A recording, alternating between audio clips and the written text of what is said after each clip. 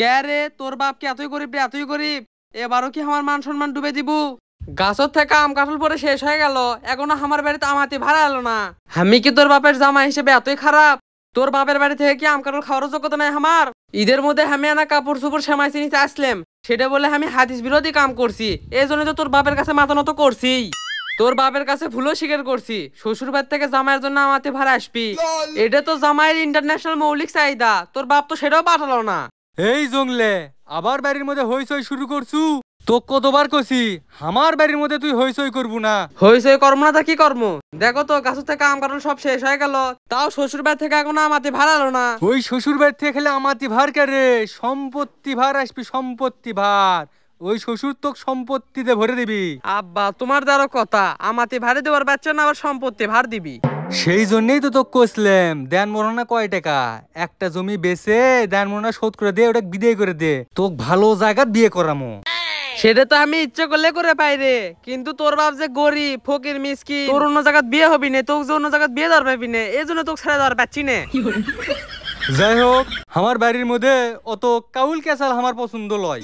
ভুল যখন করছু তুই, ওই সারা জীবন ভুলের মাসুল এখন তুই দে। তোর জন্য আমি আমার বাপের কাছে মুখ পাই না রে। সাদিক, জামাই তো আবার রূপাকে অত্যাচার করা শুরু করছে। কি অত্যাচার শুরু করছে মানে?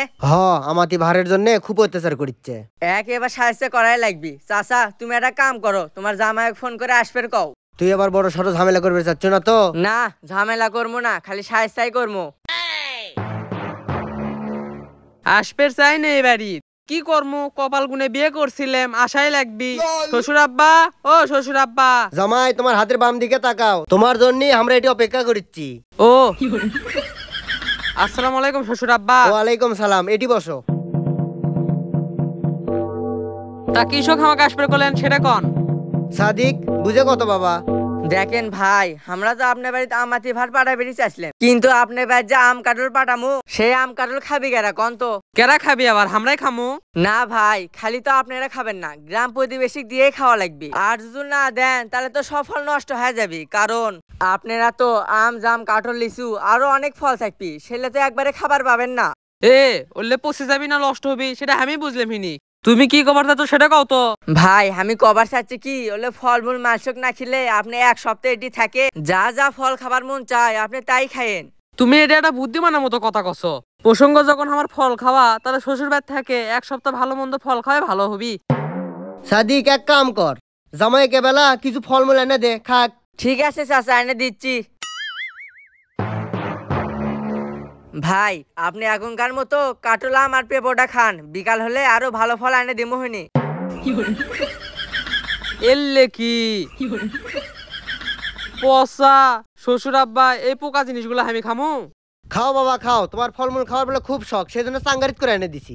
এই অর্ধেক খাওয়া কাটল পোকাম আমার মতো বংশের চল খাবি? বুঝলে তো জামাই, আমাদের বংশে তো একটা রীতি আছে, যাই যে রকম তাকে আমরা সেই রকমই জিনিস খেলেই। তার মানে কি কবার চাচ্ছেন শ্বশুর আব্বা, আমি কি পোকা? না, তুমি খালি পোকা লয়, তুমি পোকা আর পচা। শ্বশুর আব্বা, এই অপমানটা আপনি নিজে করলেও পারতেন, অন্য জনক দিয়ে করোনার দরকার আসলো না। কি করবে জামাই, তুমি যখন বিটির বাপ হবা আর একটা জংলেক দিয়ে যখন বিটিক বিয়ে দিবা, তখন তুমি বুঝের বাবা, মাথা ঠিক থাকে না। প্রথমত পোকার পচা করলেন, তাত কিছু কইনি, এখন আবার জংলে করছেন। ঠিক আছে শ্বশুর আব্বা, আমি যদি আপনার বাড়িতে কোনোদিন আসি তাহলে আমার নাম পাল্টে থুয়েন। জংলে জামাইয়ের কি নাম থোয়া যায়, সেই নাম রেডি করে থো।